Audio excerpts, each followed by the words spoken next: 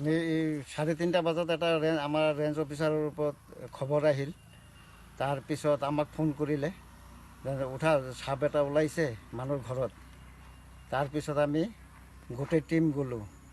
তাৰপিছত যাই এইটো উদ্ধাৰ কৰিলে। উদ্ধাৰ কৰি আনি আমাৰ হেন্দুবি বিলত আমি এৰিছোঁ, আমাৰ ৰিজাৰ্ভ এৰিয়া বিল। কিমান ফুট হ'ব এইটো? এইটো কমচে কম 10 ফুট হ'ব। 10 ফুট। 10 ফুট। কোনটো জেগাৰ পৰা উদ্ধাৰ কৰিছে আপোনালোকে?